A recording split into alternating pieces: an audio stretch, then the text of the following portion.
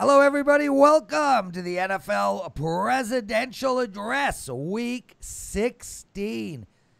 My God, time flies, and to think I'm 51. No Ralph Michaels today. Rob Vino sitting in his chair, and Rob, this is a big chair to fill, man. Thanks for joining us. Thanks for having me, Prez. Obviously, filling in for Ralph is a tough thing to do, but we'll do our best here to handle that. Well, Matt and I voted last night. Hey, Matt, what's going on? Nice mauve shirt, by the way. It's my good luck shirt.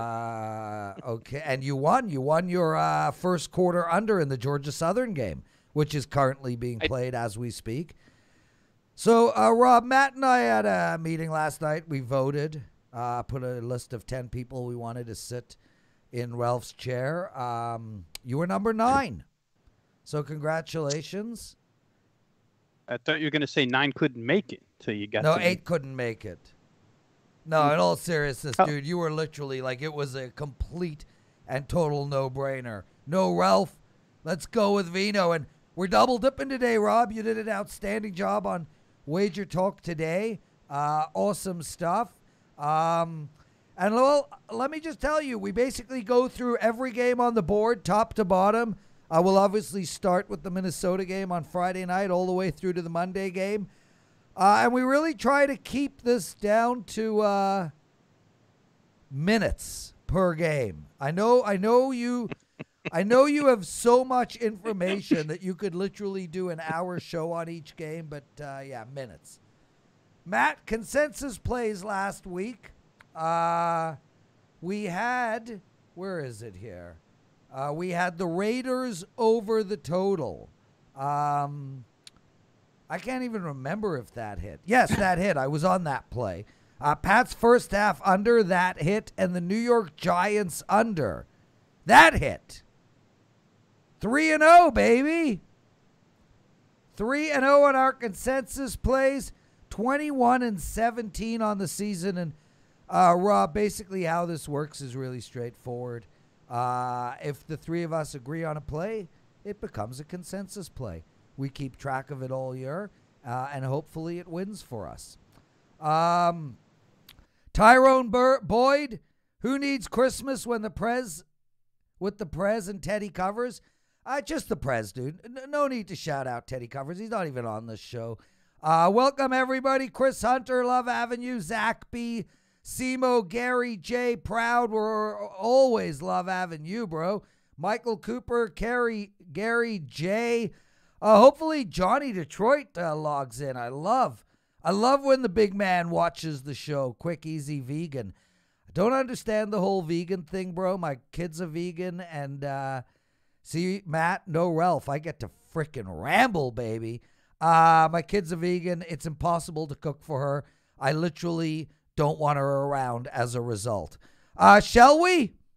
Matt, how did you do last week? Hit some and lost some. I mean, that's the life of the props. Unfortunately, Monday night did not go the way I thought. Of course, none of us thought the Bengals were going to win the way they did in the Steelers game. You know, I gave out the Deontay Johnson, the score, and the Steelers to win on your show, Prez. And, of course, he gets the touchdown, but they don't win. So we're going to bounce back. It was a little bit of a rough week, but a couple of nice plays. So we'll see. A lot of games to choose from this week. And it's funny. I got really excited, too, about when Deontay Johnson scored. I was like, oh, this is going to be good. We're going to tweet out.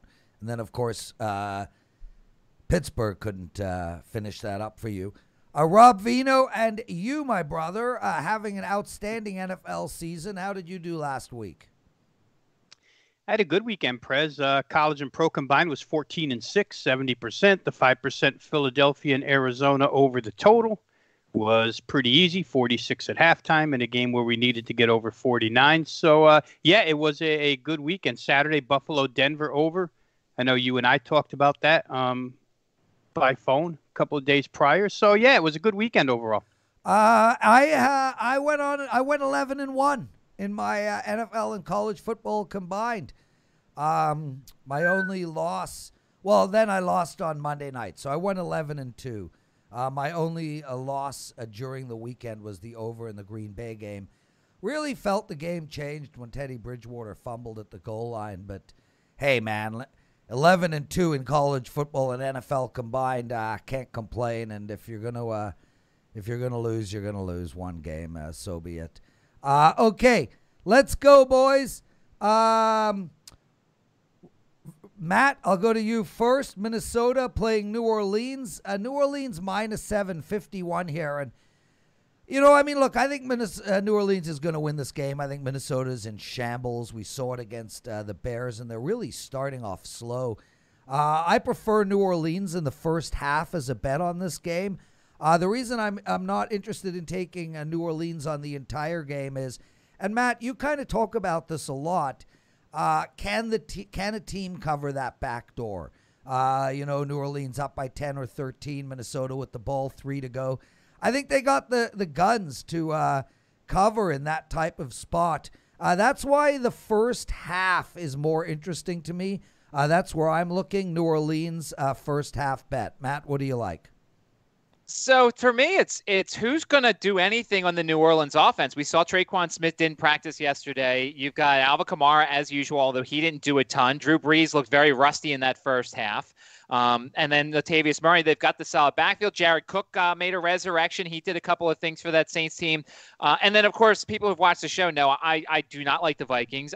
Their secondary is bad.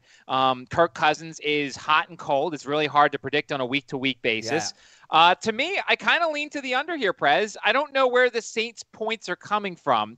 And they don't have, look, Emmanuel Sanders is nice. And as I said, Jared Cook's nice. And Kamara as a receiver is nice. But I don't know where the points are coming from. Their team total is 30.5. And for as much as I don't like the Vikings defense, I actually think maybe the Saints under 30.5 points is intriguing to me. But that game total under, I might take it there because we know how good the Saints defense is. We know, the Vikings go as Dalvin Cook goes. So, and you take Marshawn Lattimore, put him on, Thielen, and we'll see what happens. So I kind of lean to the under here. Yeah, look, me and you disagree there, Rob. We'll go to you here. I like the over in this game. I think we've seen this with Minnesota. Somehow they get points on the board. They might start off slow. Cousins might throw an interception at the wrong time, at the wrong place on the field, but somehow they're going to put up in the 20s, and I think that'll happen again. We saw New Orleans put up some points against Kansas City, and I think the Minnesota defense is worse than Kansas City. Plus, I really feel like the New Orleans offense needs to get clicking.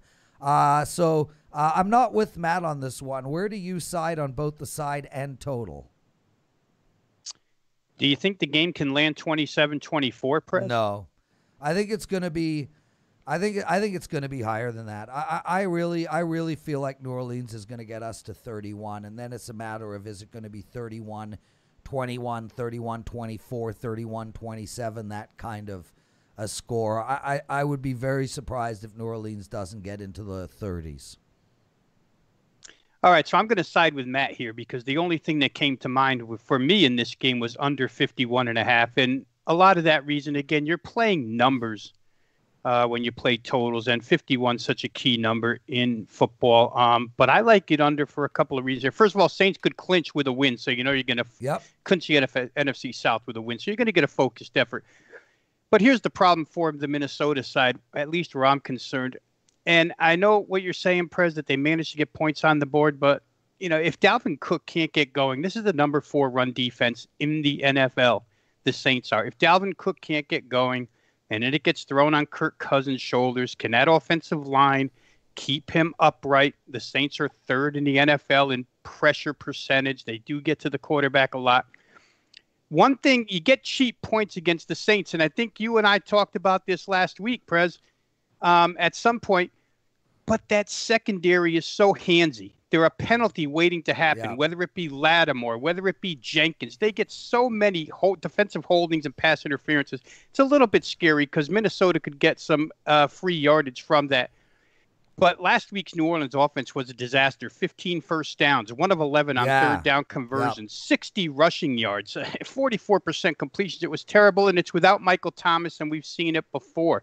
It wasn't Drew Brees at quarterback, but when Michael Thomas was out, the offense went south. But they can lean on their defense. I think they will. I think they'll win the game, but I just don't think it gets above 51.5 points. How that thing got to 61 last night is a miracle. KC should be ashamed of themselves because they statistically battered New Orleans in that game. I'll take under. Rob Vino, Matt Joseph, and me, Lawrence Presman. You're watching the NFL Address. It's Week 16, and a real quick story, Matt. You don't know this, but look, I've had an up and down NFL season. I'm actually 50% on the year, which is not very impressive, but every year from December 15th on, I roll. And I don't know why. I mean, there's no rhyme or reason to it. But for some reason, I went back and looked at all my records, and I'm well over 60% from December 15th onwards. Next year, I might start handicapping on December 15th. So I'm frustrated. I'm having a lot of bad beats. I decide for the first time in my life, I'm going to call Rob Vino, and I'm going to go through the games I like with Rob. And Rob was kind enough to answer the phone. We went through every game on the board, and 5-0 Sunday, baby. Robert, when are you available? Yes, sir. When are you available for our chat? Oh, you could call me later. I mean, I might be a little under the influence later, but you could call me. Yeah. Isn't this right now the chat? Like, we're on a show. He's on with us. Very valid point there, Matt Joseph. Very valid point. Rob, speaking of being under the influence, I mean, I admit it. It's edibles for me. You drinking? It's about that time, Prez. Once we get off the show, I didn't drink prior to the Scotch? show. Scotch? What do you have? No. How about some kamikazes, Prez? You do those? What am shots? I, 5? Hey, if you have 5 within 5 minutes, you'll get to where you want to be. Yeah, let me guess. Matt drinks Singapore Slings. I don't even know what that is. Yeah, exactly. Yeah, I don't either. Kamikazes, dude. Vodka's better than Scotch, Prez. Yeah, okay. Listen, if anybody wants to buy me a present, Macallan 15, please. Wait, I got to write that down. That's what I like. Macallan 15. Yeah, it's only $200 a bottle, nice and cheap, but I'm game for some all right, Macallan. You pay well. I don't drink to get drunk, though. I haven't been drunk since I was 16 years old. How crazy is that? Let's get on to the next game, boys. Detroit hosting Tampa Bay, -9.5, total of 54. You know, people were mocking me last week, Matt. Speaking of drinking, one of the guys wrote in the chat room, every time Prez says he's not getting to the window in this game, if you drink, you'd be drunk. Well, bottoms up. I'm not getting to the window of this game. Outright pass for me. I have no opinion whatsoever. I got no issue if you want to put Tampa Bay in your teaser. But other than that, too many points on the road. I'm not touching this. Where are you going, Matt? Well, this is the key. This game is key to see where the Tampa Bay offense is in terms of the Lions are one of the most giving defenses in the league. Everybody runs on Detroit. They average over 130 yards rushing allowed. So, there's not going to be Ronald Jones this week. He's on the COVID list still, and he's got the finger injury. So it's Leonard Fournette again, who looked terrible last week despite getting 2 touchdowns. If you're looking at Fournette props, you might get some value in terms of his rushing yards. But the thing I like to point out here on the show, Prez, Tampa Bay has allowed 6.9 points per first quarter. They're 31st in the league. We hit the Rams first quarter on that Monday night. They're actually allowing 8 points per first quarter in the last 3 games. And the Lions are actually terrible in the first quarter, too. They've allowed 6.4 points per first quarter, 10 the last 3 games. The Lions secondary's banged up. Akuda's out. They've got a bunch of guys. They had an undrafted free agent last week that they're starting. There could be some early points scored in this one. So maybe if you look at like a first quarter or a first half over, because I have a feeling we're getting to the point now, if this is a blowout, Brady's not playing the fourth quarter, and the Buccaneers are trying to rest all their elderly. So therefore, I think if you attack the Tampa team early in this game and maybe look at a first quarter over or a first half over, you might find some value there. Nice. Excellent stuff. Rob, what do you like? Yeah, it's interesting that Matt points that out about potential rest in a blowout situation. The quotes from those offensive players, skill position and Tom Brady, they haven't played a full 4 quarters yet, and they're still trying to get it right. Now, last week's second half was a 31-point outburst, and maybe they piggyback off of that. For Detroit, we don't even know who the head coach is going to be for this game. Daryl Bevell. I want to be. Pick me. I think Johnny's in charge of the next head coach. And let us see if he'll take it. Yeah. Here, let me just say that defensive coordinator Corey Undlin might not participate either. Both these guys were on Zoom calls today trying to install as much of the game plan as they could because they won't know till Thursday whether they can coach or not. In the meantime, the offensive line is a banged-up mess. We know about Frank Ragnow, a center who can't talk, isn't a helpful center, and they don't know if he'll be able to play this Saturday. It doesn't help that the game is obviously on Saturday instead of Sunday. Both tackles hurt here, Decker and Vaitai. If you go to the right side, both right tackles are hurt because Crosby's hurt as well. It's a mess against a Tampa Bay team that doesn't allow much against the run, and they can get to your quarterback. However, to what Matt said about points being scored, you got the 26th and 27th rated pass defenses in the NFL. If they can keep Matt Stafford upright, doesn't matter if it's a bad thumb, doesn't matter if they're bad ribs. He showed you last week he can still put some points up. I think Tampa Bay, guys, probably wins this one in a rout. I think that they put a couple things together here against a team that you can put things together against, and especially if Detroit has to go with some kind of makeshift coaching staff in this game. So for now, I'll take Tampa Bay minus the points. Awesome stuff. San Fran playing Arizona. -5 for Arizona. Total of 49. I'm going to pass on this game. Not because I'm not betting it, but because I'm betting it large. I have a 5% play up. It's on this game. You guys been checking out my 5% all year. There are gold. I'm winning at a 65% rate over the last 12 months in all sports combined with my 5% plays. 12-6 in college football and NFL combined this year in my 5% plays. Matt, what do you like? Well, so as of today, it's hard to come up with anything in terms of you look at some of the guys who are practicing and not practicing. DeAndre Hopkins and Larry Fitzgerald weren't seen at practice today. I mean, that's I think Hopkins, I think both of them, they're managing their reps because, both of them are old in terms of football age, not actual age, but real football age. And then you look at the 49ers, George Kittle might actually play. And I think George Kittle's actually a nice piece for this 49ers offense. I wasn't that impressed with the Cardinals defense last week. Now, granted, Jalen Hurts is going to make everybody look foolish in the NFL, but I actually think the over's worth a look here. I think if George Kittle plays and with C.J. Beathard as quarterback, Brandon Ayuk has played like a number one wide receiver. I thought it was nuts last week. His total was like 6.5 receptions, and he still got 9 receptions last week. But I think I like the over here. I like the Cardinals' first half overs, 13.5 points. I think both of these teams are going to score on each other, especially if George Kittle plays. So right now I'm looking at the over for this game. Nice stuff. Rob Vino? It's interesting for the 49ers, Prez. It'll be the third time in the last 4 games they've played on this field. It's their home away from home, so everybody's home for this particular game. I don't think there's any difference, to tell you the truth, between C.J. Beathard and Nick Mullins. So the quarterback situation, unless it gets to Josh Rosen, who they just picked up. Surprisingly to me, I didn't even realize he was on the Tampa Bay practice squad.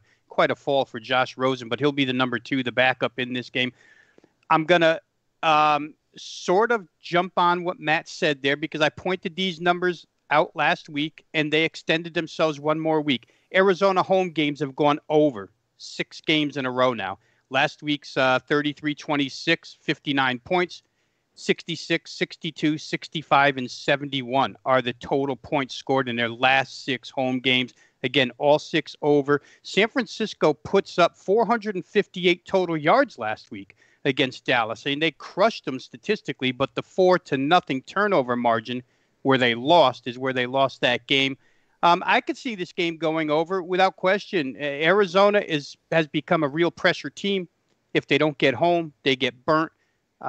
With Kittle, as Matt said before, makes San Francisco a little bit more explosive offensively. The running back combination of Mostert and Wilson will be together for the second week in a row. So I could see an overplay here in that game. Awesome stuff, guys. You're watching the NFL Presidential Address. 139 of you watching live. Only 30 likes. I can count real quick in my head. That means 109 of you have not taken 1 second of your life to hit that like button. Please do so. It's so important to us. I mean, look, there's hundreds of these shows online, and a lot of them are copying what we're doing. I think we're the leading company in video production on YouTube. We've got a ton coming in the new year. We've got the NBA show, which Rob, you'll be on regularly, starting January 4th, hosted by Joe Ranieri. We've got the NHL shows starting January 10th, hosted by Andrew McGinnis.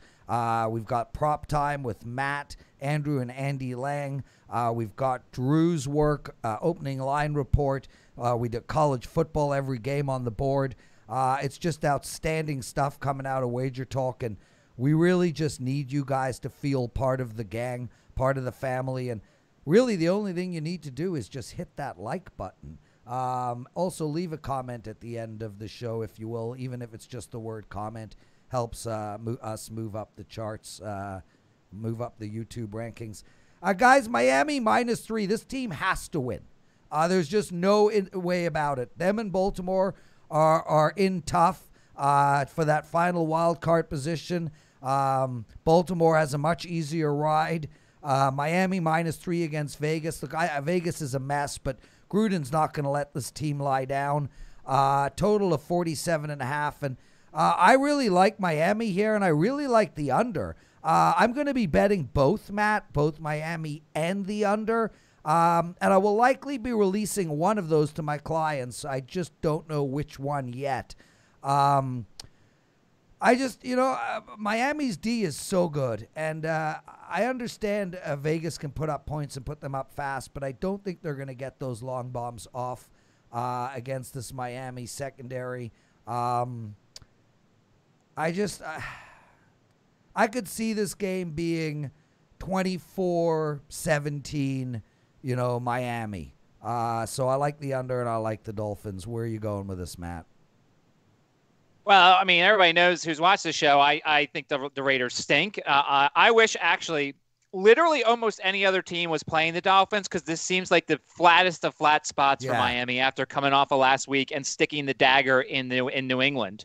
I mean, look, this is a Miami team that's still learning how to win, and I love what Flores has done there, but this is a situation that I would expect more of a veteran type team like the Ravens or a team like that to win.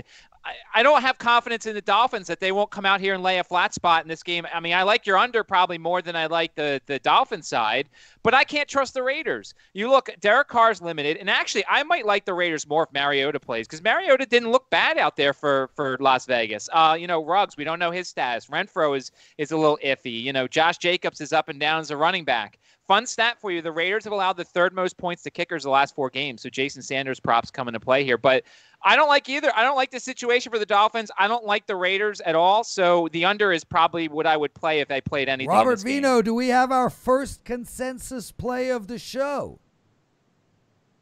It's hard to play Miami total-wise over, Prez, because Tua's been unimpressive in his work, at least for 4 full quarters of consistency. We haven't seen that yet. But I would say that the injury situations here are just, things that you have to wait on.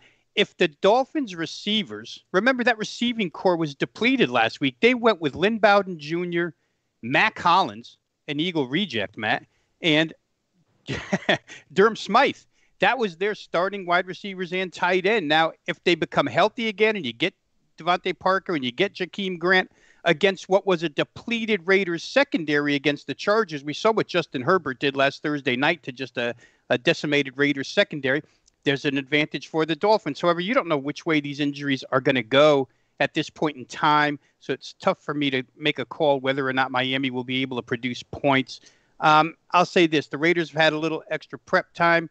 To your under, Henry Ruggs looks like he'll be out, so that takes one deep threat away.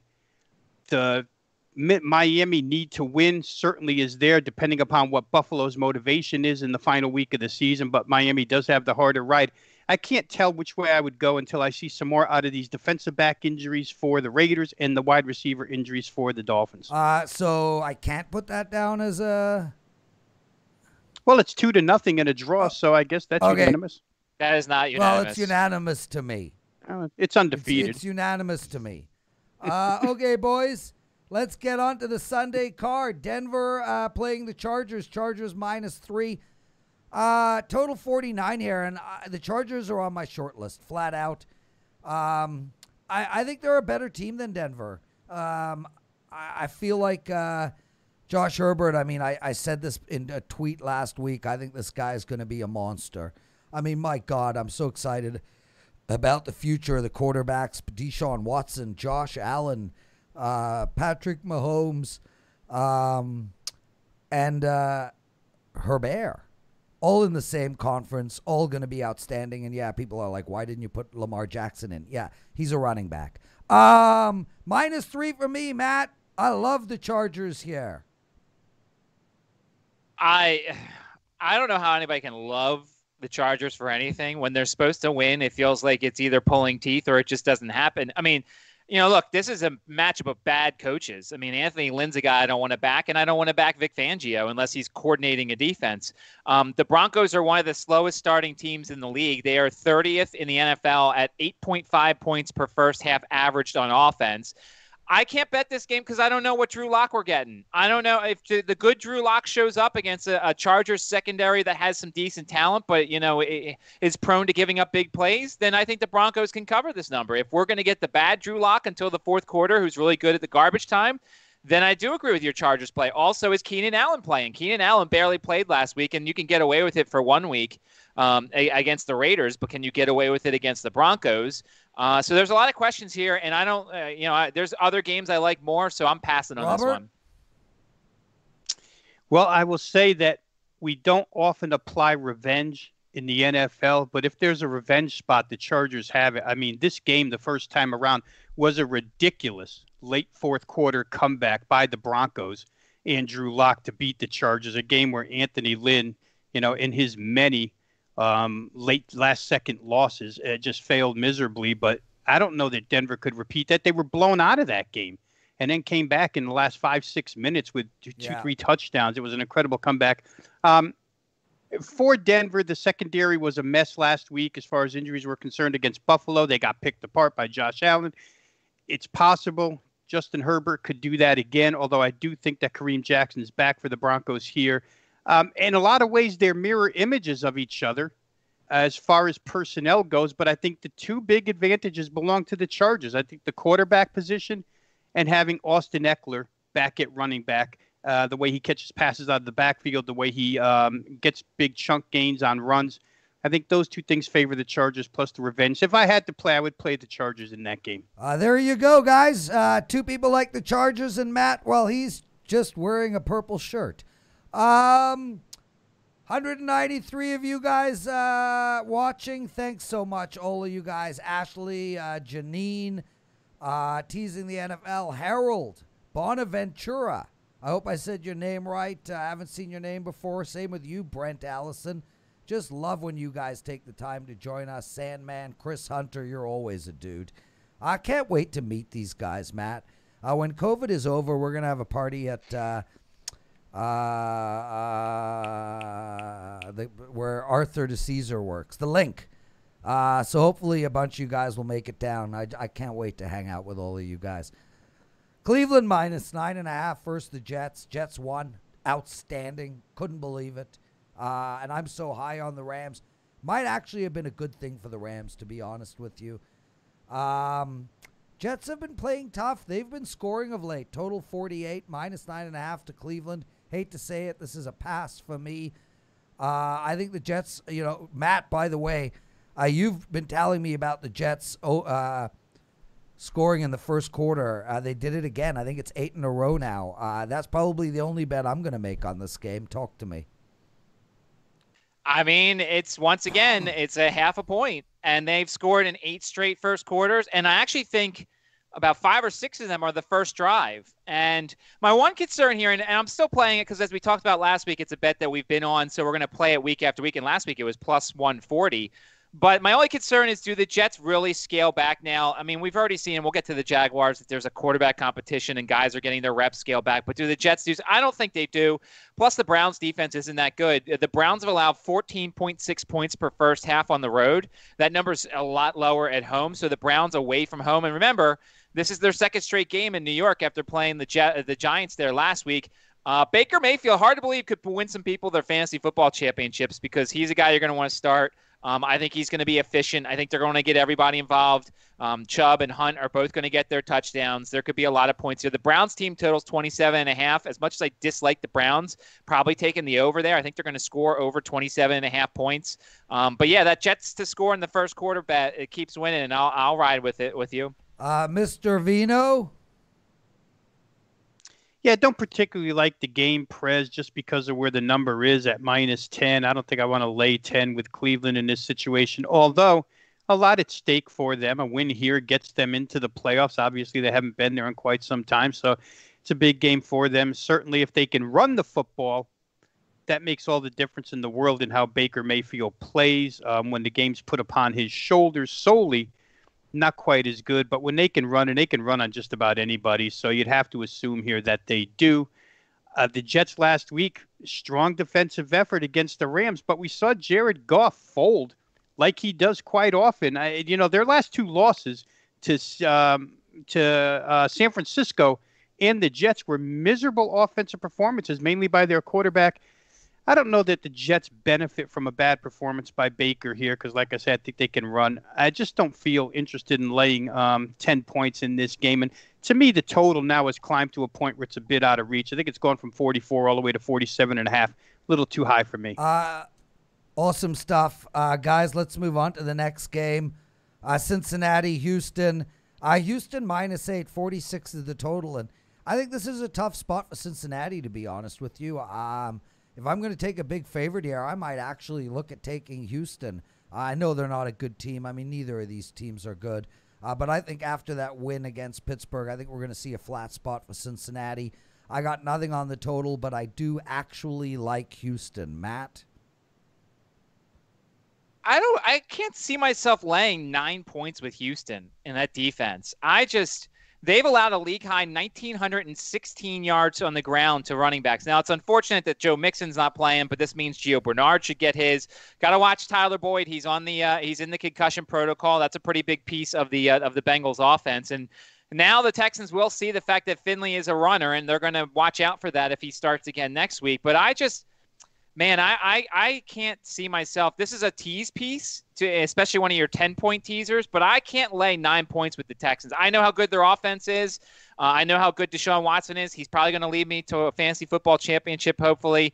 By the way, Kiki Kuti, the last 5 weeks, has 20 catches for 245 yards and 3 touchdowns. He's a guy who's really stepped up in the absence of Will Fuller. But I'm not in the position here to lay that many points with a Texans team that has a bad defense. And, Watson could have some turnovers here. So this was an easy pass. Rob? Yeah, I think if I had to, Prez, I would take the points in this game. I think the main difference for me is we're 2 weeks from the end of the season.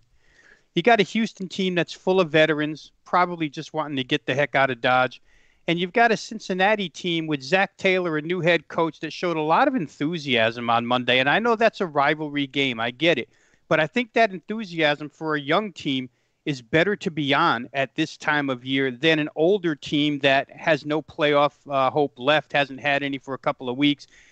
Yeah, they put up their offensive numbers, but they give them right back. And I think Cincinnati's defense, what we saw out of the pass rush the other day against that Pittsburgh offensive line, could be troublesome for Houston here. Houston may win the game, but I just don't know that they'll win by 10. And Matt pointed out the poor defensive numbers posted by Houston this year. Gio Bernard looked pretty good the other day. T. Higgins, of course, if Tyler Boyd can't go, is a very good option. So to me, even with the quarterback situation that they're in with Ryan Finley, and maybe it does, maybe a week of film helps Houston, but maybe that added dimension of him running the football, makes Houston have to practice even harder for their defensive coordinator. It will be a little harder this week to prepare them. So I think I would take Cincinnati if I had to. And you don't. Let's talk about one of the sexiest games of the week. Indianapolis This line is all over the place. Look ahead was Pittsburgh -3. Now it's -2 for Indianapolis. It has come down a bit. There is money coming in on Pittsburgh, -1.5. 45 is the total. I like the over in this game. Look, I bet the under on Monday night. I thought it was a stone cold. I thought even now, I think it was the right play. Cincinnati got 10 points or so, 14 points on turnovers.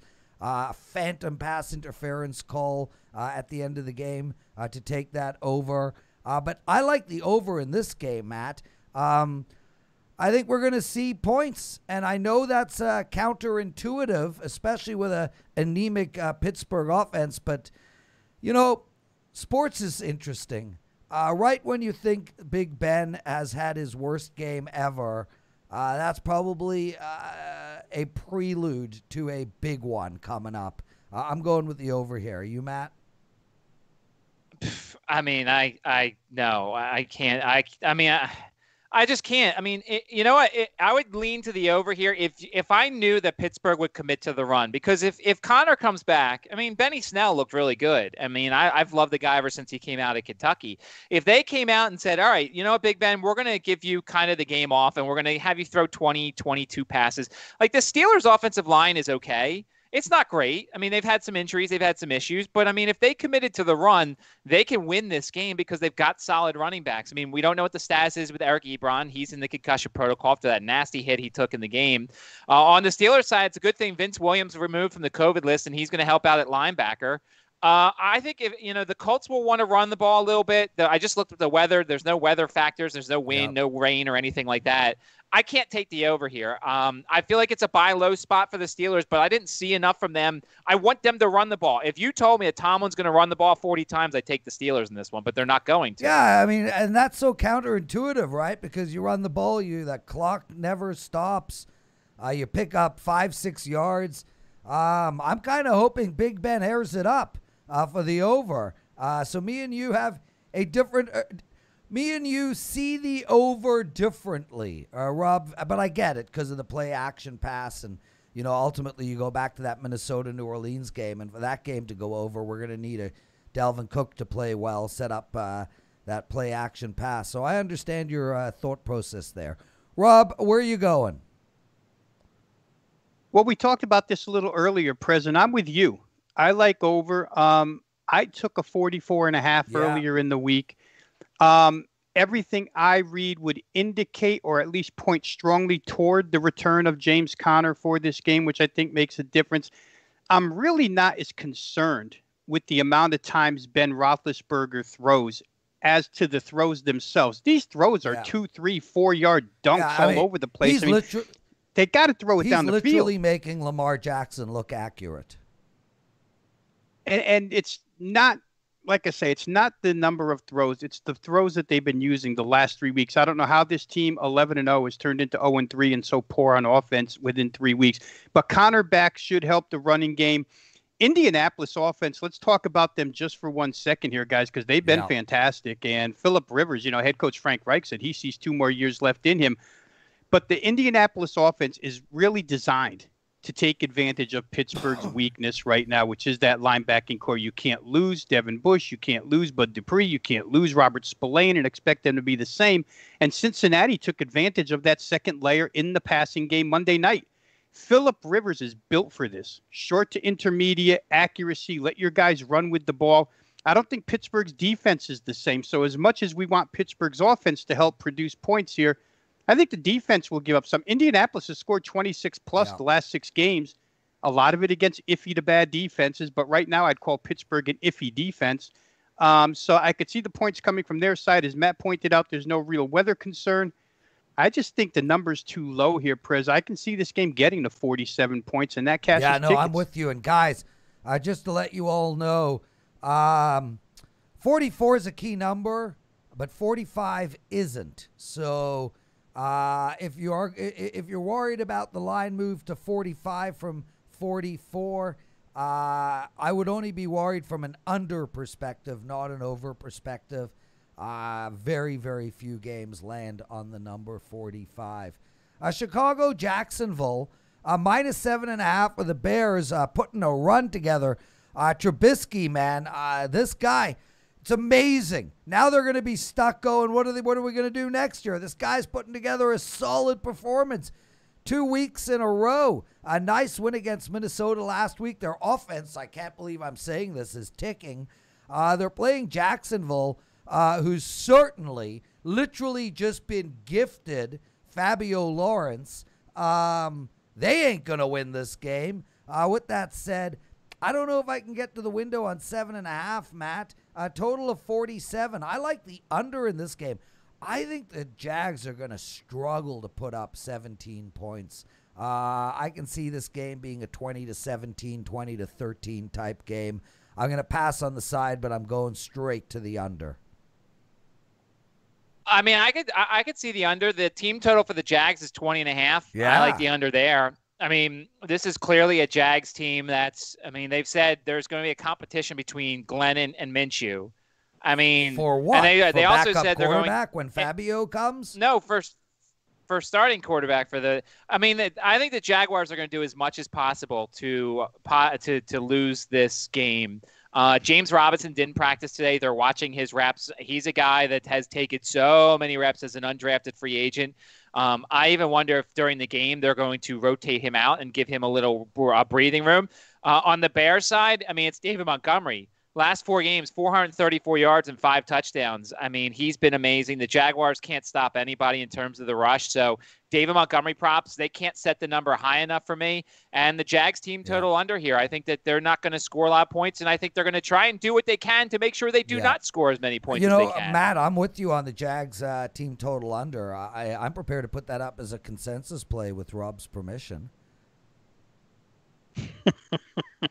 You have my permission, Prez. You don't need it anyway. No, we do need it. Hey, we actually take these consensus plays seriously, bro. I'm going to say this. The James Robinson situation that Matt pointed out is crucial for Jacksonville. If they do not have him, and he didn't practice today, then there's no way they're going to hit that team total, because you can't just drop Gardner Minshew back or whoever plays quarterback against this Bears defense and expect that you're going to move the football against them. The pressure will be too much to overcome. They need that running game to have some sort of balance. It's not a great offense to begin with, but without him, he's been a godsend for that team this year. For the Bears, you know, they need Arizona to lose, and they'll know that the day before.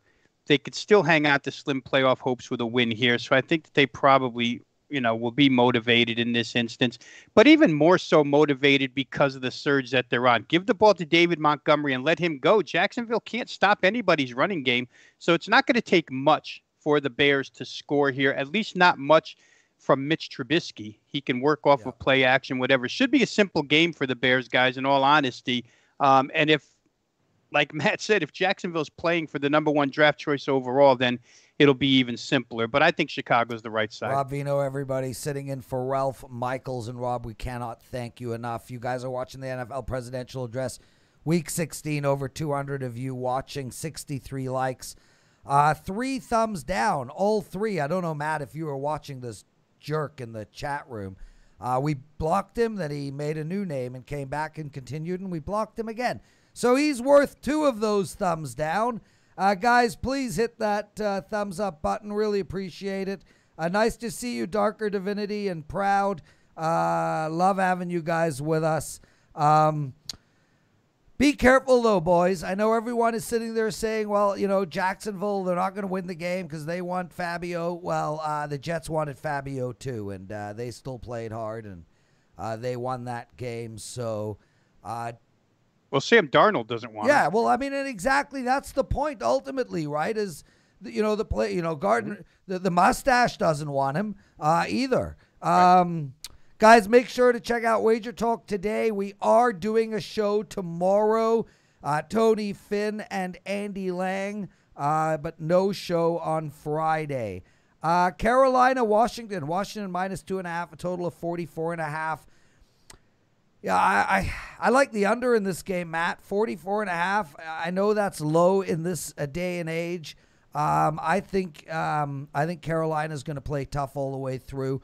Ralph made a really good point. This team loves their coach, and even though they're out of it, the fact that they love their coach, they're going to bring it. Washington is not going to put up a ton of points here. They're going to squeak their wins by. Obviously, a must-win game for Washington.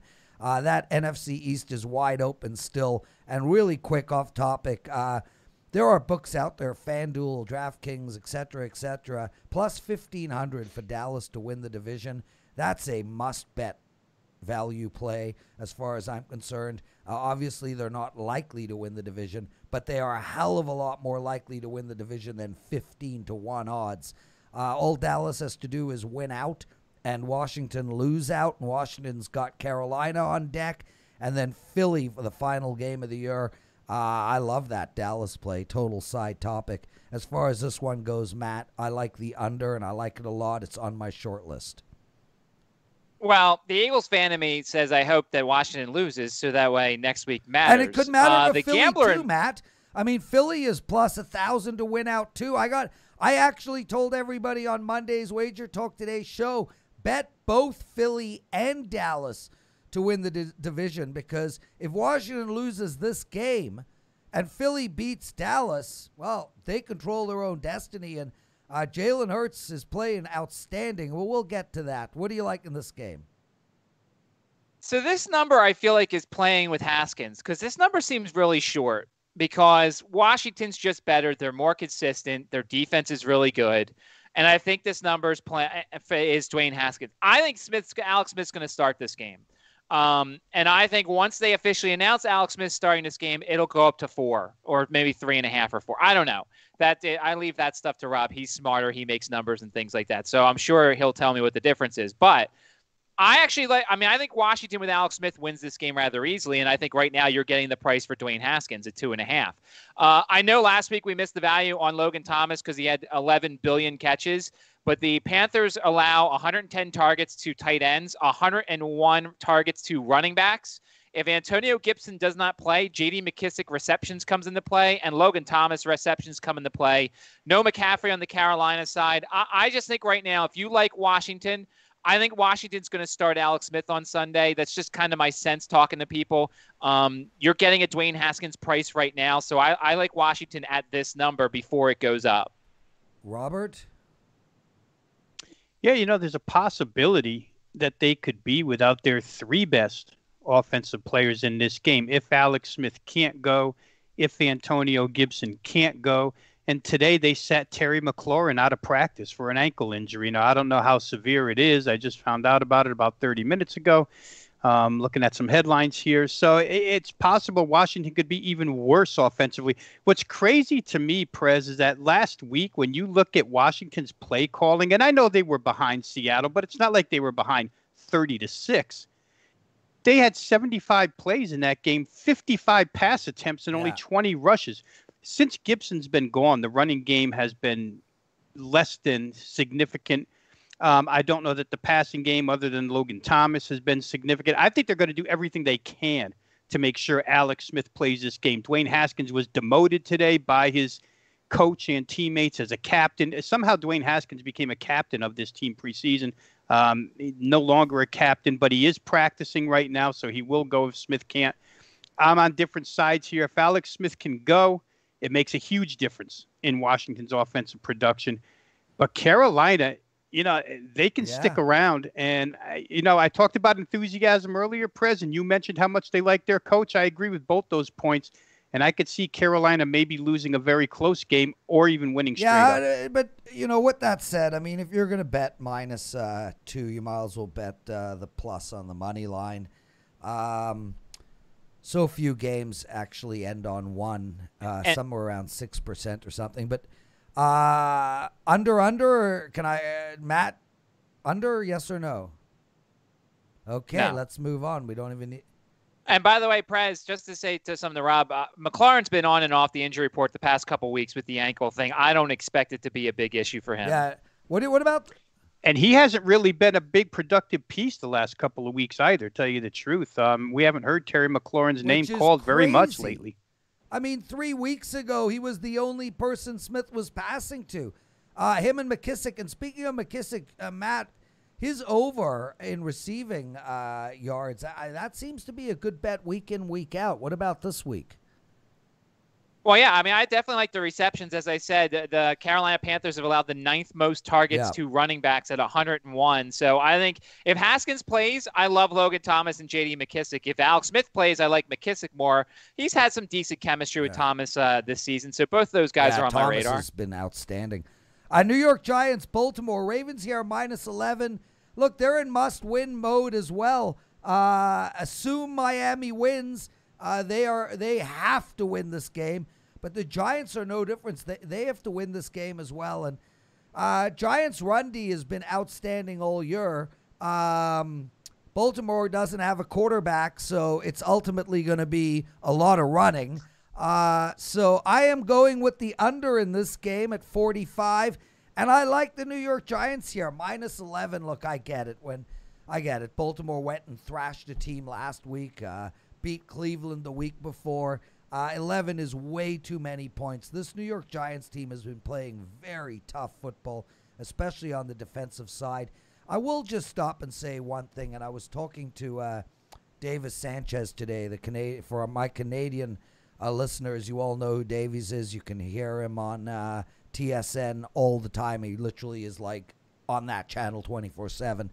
We were talking about this exact thing today, and I was saying, I don't understand why these the defensive coordinators playing against Lamar Jackson, I don't know why they rush him. Like, why are you even trying to sack the guy? Just hold the edge, put 2 linebackers in the middle, rush 3 guys, and just force him to throw no matter what. He's either going to underthrow, he's either going to overthrow, he's never going to catch your wide receiver in stride.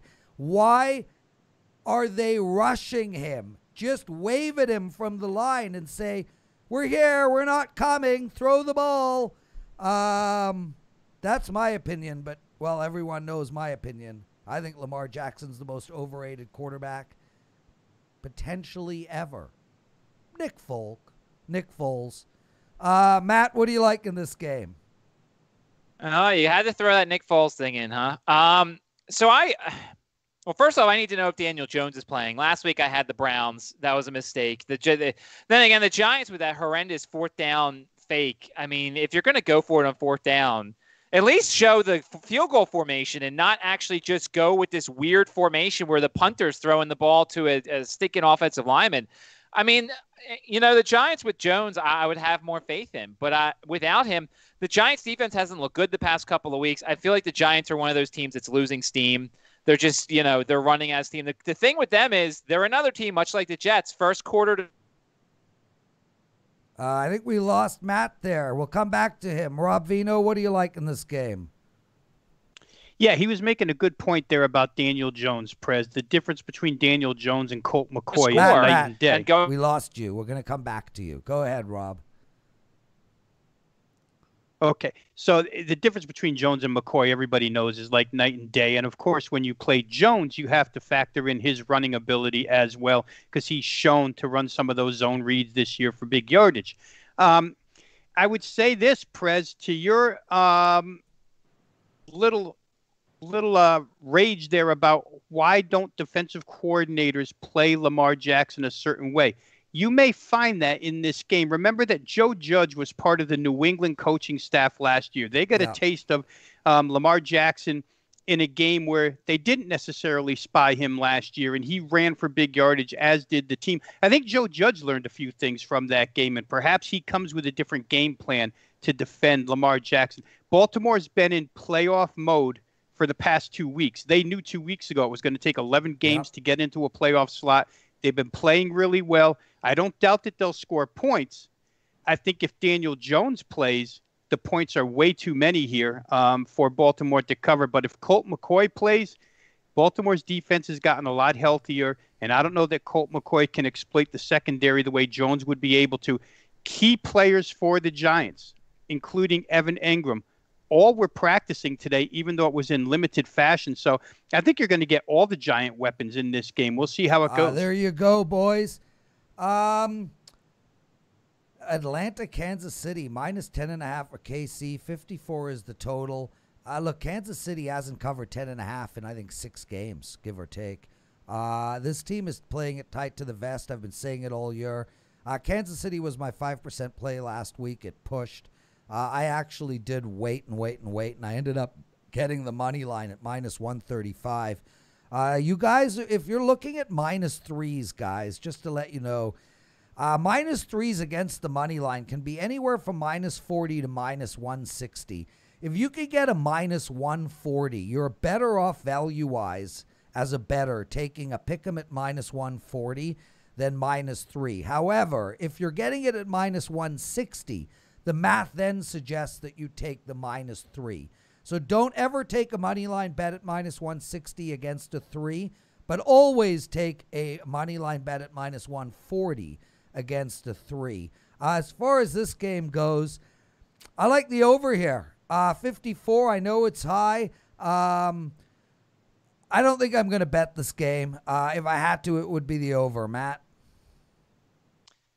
Yeah, the over is the only way to go here. I mean, the Chiefs just, they have to win. The Falcons might be done. I don't know. So I kind of do agree with you on the over here. It's all about how much does Kansas City care and how much. By the way, Le'Veon Bell could be the number one guy. So Le'Veon Bell could be a guy who could be very busy on Sunday because Clyde Edwards-Helaire went down with that high ankle sprain, didn't practice today. Also, Tyreek Hill didn't practice today. So two guys to watch out for in this Kansas City offense. Fernando asked, where is Ralph? Ralph had some personal issues today, not with him, but somebody in his extended family, so he couldn't make the show. He wasn't on Wager Talk today either. Rob, what do you think about this KC game? And then, Matt, I forgot to get your thoughts on Baltimore and the Giants, so we will come back to that right after. I'll say real quick, Prez, I have a hard time over 54.5 just because of Atlanta. Atlanta is the best. They're the king of getting into the red zone and kicking field goals. Last week, it didn't happen. Last week, Ryan decided he could throw touchdown passes against Tampa Bay. But for me to expect that 2 weeks in a row, I just can't. I mean, they'll get to the 15. They'll move the ball, and they'll sit there and they'll kick 4 field goals. That's Go ahead. No, Go ahead. Like you want to just you want to shake strangle that them, right? damn team.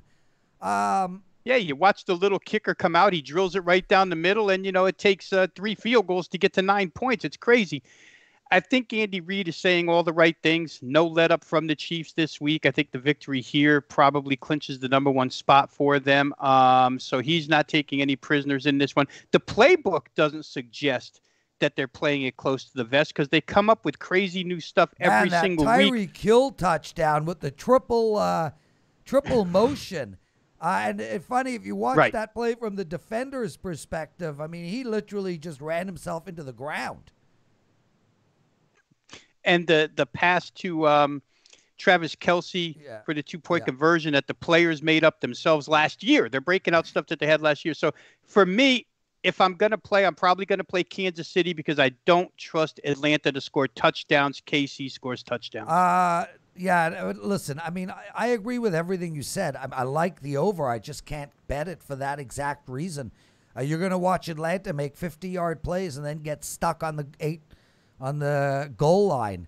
And there's been so much goal line insanity in 2020. It's crazy. Matt, let's just go back to that Baltimore Giants game. I know you were talking and then your computer froze or whatever. So regale us, my brother. I didn't have a ton to say. I was just going to do a lot of word soup and sound intelligent. But, I mean, basically, it depends on if Daniel Jones plays. If he plays, they become live. If it's Colt McCoy, as Rob said, the Ravens are in playoff mode and should be able to win that game easily. Guys, 4 left. Seattle and the Rams. A lot of money coming in on the Rams. The over is 47. Seattle minus 1.5. And man, I'll tell you, like Seattle, like we spoke about earlier in the show with Indy facing Pittsburgh, I think Seattle is pretty bummed that the Rams lost. Well, they're not because they're in the division and now they have the division lead. But the Rams have got to put down a really good football game. And one thing we've seen with Jared Goff, and I know, Matt, that you consider Jared Goff the Nick Foles of NFL. In other words, a guy who stinks. I'm never going to stop, Matt. Even next year, baby. I know.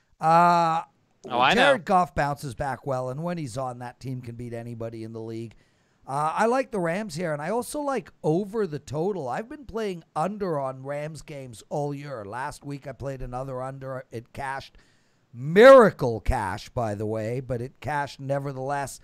But I'm going to go to the over in this football game, Matt. And we've seen Seattle's defense get better. If you watch the first 4 or 5 episodes of the NFL Presidential Address, you heard me say that Seattle will get their act together on D.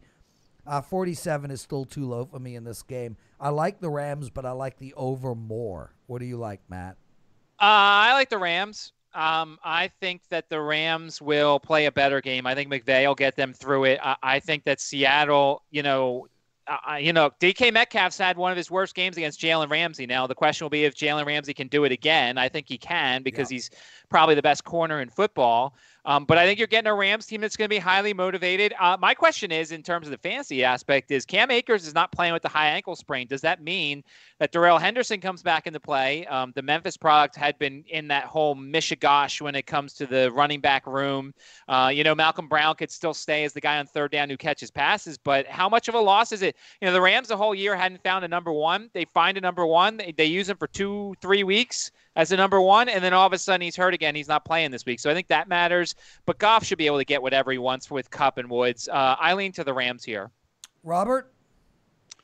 Yeah, I'm in the minority because I really feel like Seattle's the better team at this point in time. But they're the better team, guys, and we don't give a lot of love or mention to offensive linemen. But in Seattle's case, you go to any Seattle insider, and they're going to tell you that their tackle, Brandon Shell, makes all the difference in the world. Last week, he didn't play against Washington. This week, he's listed as questionable, but I expect him to play.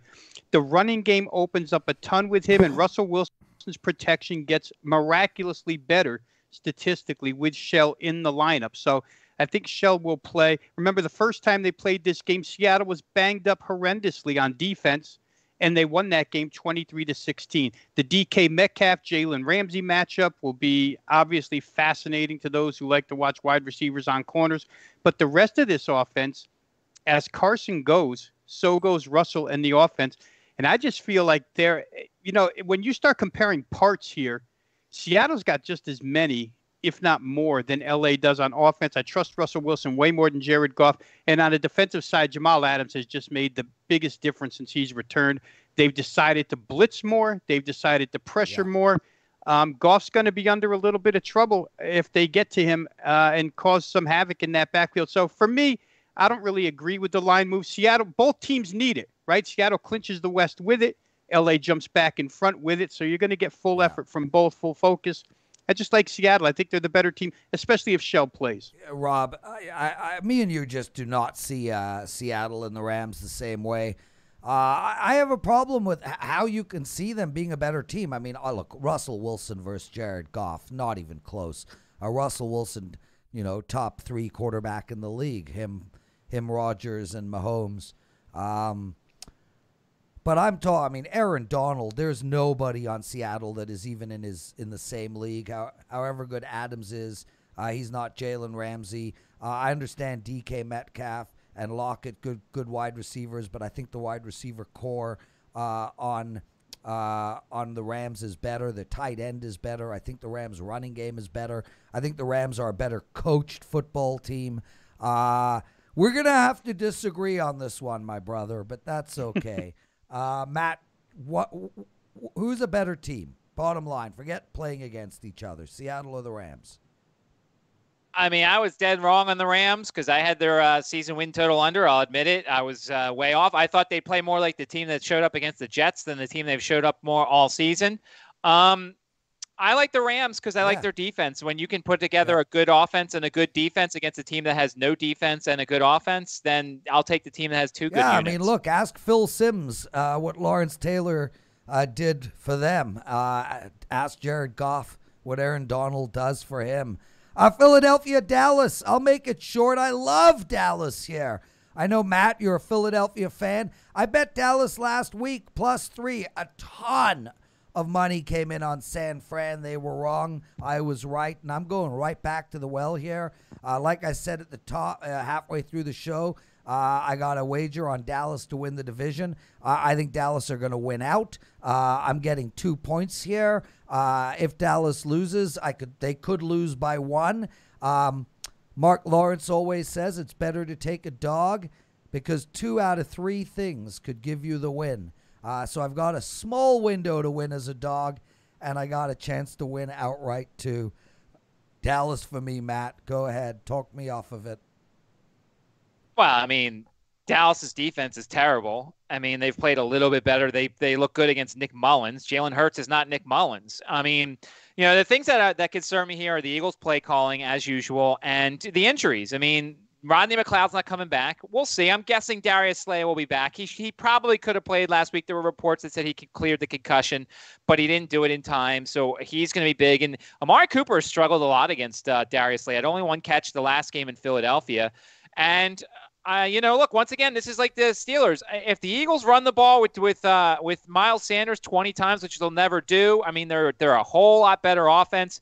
So to me, I need to make sure Darius Slay's in there. The one smart thing that the NFL did was they moved the Redskins game back and Washington football team, they moved the Washington football team game back to 4:05. Because if somehow Washington had won, then this game means nothing. Now both teams have to try, and when both teams are trying, I will take the Eagles in this one. They're the better team right now, barring Darius Slay playing. If Darius Slay doesn't play, then I'll change my bet. But I think he is going to play, and therefore the Eagles are going to win. Darius Slay will play because he practiced today. So for Matt, that's a thumbs up, and that secondary certainly is a huge piece. Let me say this. Dallas wins last week, getting outgained 291 to 458 by San Francisco. They win by benefit of a 4-0 turnover margin. The Eagles almost win a game last week that they lost the turnover margin 3-0. So right then and there would signal toward the Eagles. Slay back signals towards the Eagles. Dallas will have their hands full with Jalen Hurts, I feel. And Philadelphia's pass rush and defensive front against the run probably won't allow the spectacular plays we saw out of Tony Pollard last week. So for me, it would be the Eagles. I would say this too, Prez, unless you're betting the money line and the point spread at the same time, that 2 out of 3 nonsense is a crock of dog crap. I mean, it makes no sense to me. I mean, yes, an underdog could cover the point spread or they could win outright. But if you have a ticket that says plus points, you're not getting paid twice. No. You're not getting 2 out of 3. You're just getting paid because the team covered a point spread. If you're betting the money line and the point spread, I get it. You're cashing 2 tickets. 2 out of 3 good things could happen. Relax. Yeah. Breathe. Get a haircut. I can't let that crock of poop sneak by me. Well, that crock of poop comes from Mark Lawrence, and it actually makes a lot of sense. What Mark is saying is that if you have the dog, you can lose the game and still cover. If you have the favorite, that's all right. You cannot lose the game and still cover. That makes sense to me, bro. But either way, you get paid either way. But I'm saying there are two outcomes to get you to the window. You can win the game or you can lose under the point spread. 2 outcomes to get to the window if you take the dog. 1 outcome to get to the window if you take the favorite. Let's just move on. How you don't get that, I don't understand. Because +7 wins either way. Whether you lose by 5 or win by 100, who cares? Your $50 ticket gets you $50. If Baltimore Ravens are -11, they can win the game and not cover. But the New York Giants can win the game and they cover no matter what. If the Giants win, they cover. If the Ravens win, they still might not cover. This is a very easy concept to understand. Are you doing kamikazes during the show? No, I just think if you cover, you cover. Either you do or you don't. You get paid or you don't. If you're playing money line and your dog wins outright, I can see the rationale behind, hey, 2 things could work out for you rather than just 1. But if you don't have a money line bet, I don't see the difference. Either you're going to cover the point spread or you're not. Tennessee, Green Bay, -3. Guys, if you're betting Green Bay, bet them right now. We already have a 3.5 up on the board. There's 3 -120. There's a lot of money coming in on Green Bay.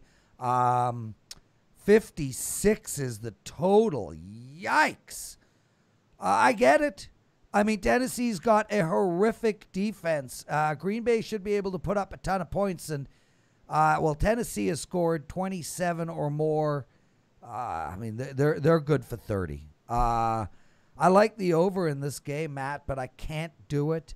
I hate that I'm going to end up passing in this game, especially as it's a Sunday night game, especially considering this game is so sexy and should be a fun game to watch.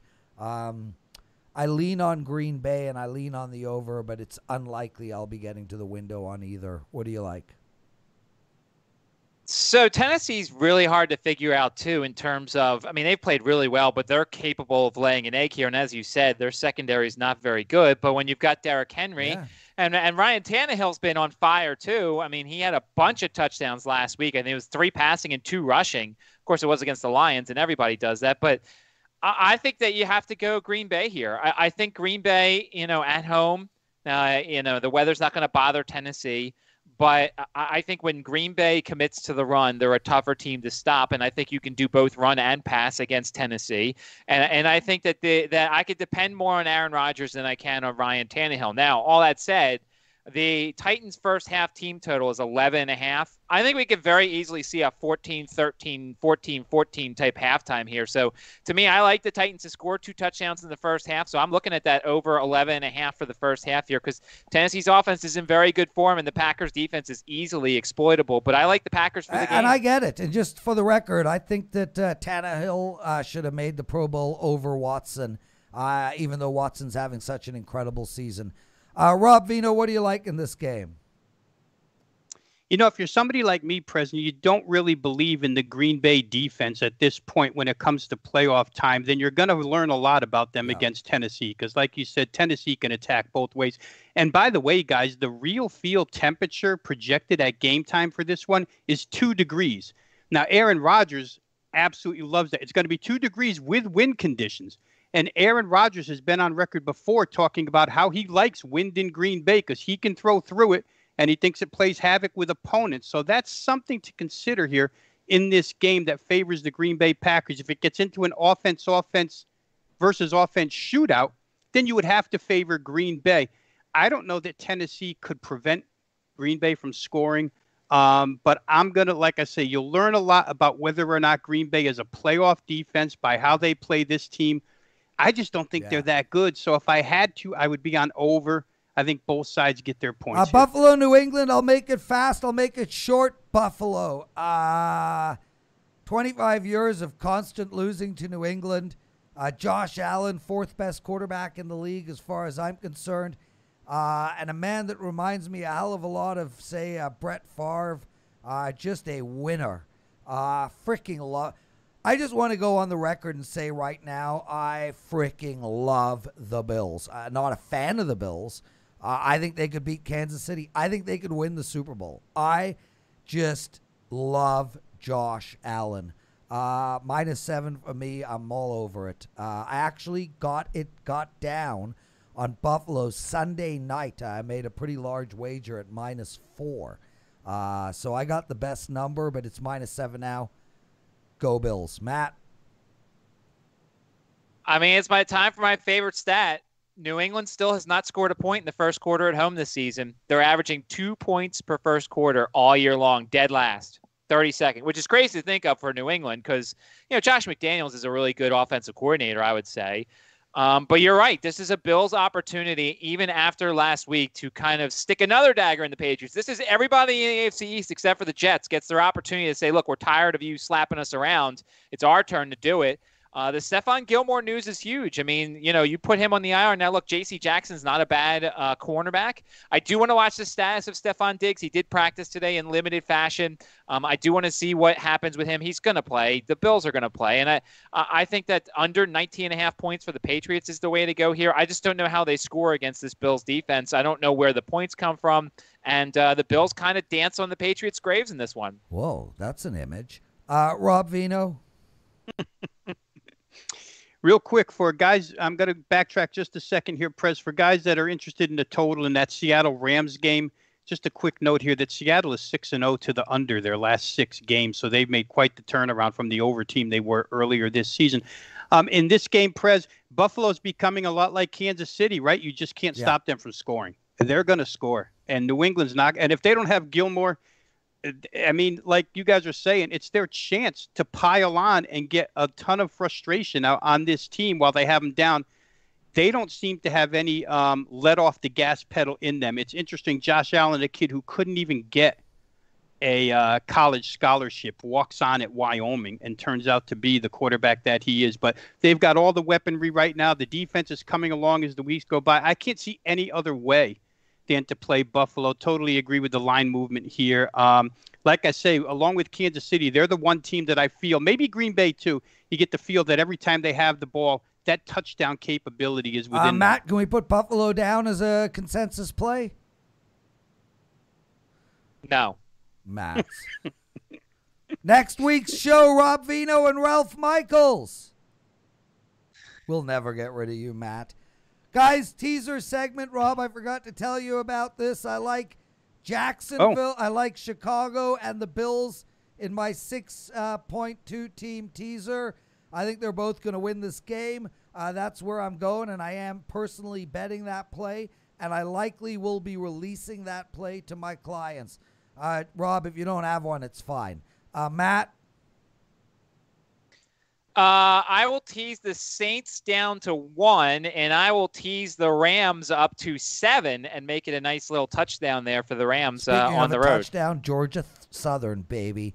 28-3. Well, it's first and goal. and I thought it was a touchdown. First and goal on the 1-inch line is not an automatic touchdown yet. Rob Vino, anything teaser-wise? I mean, it would probably be the most public teaser of all, Prez, but I can't see teasing Tampa Bay down and teasing Kansas City down hurting anybody here.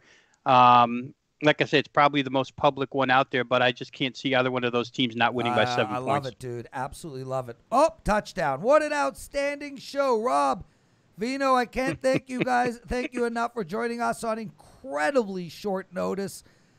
To all my friends, my family in the chat room that I talk to constantly, Dino, Gary, Chris, Brent, Proud, Mr. LaRusso, to the girls, Janine and Ashley, Johnny Outlaw, Chris Hunter, Superman, especially you, Gary G, Kevin, Harold, Alex, and on and on and on. I wish you guys nothing but the most outstanding Christmas ever.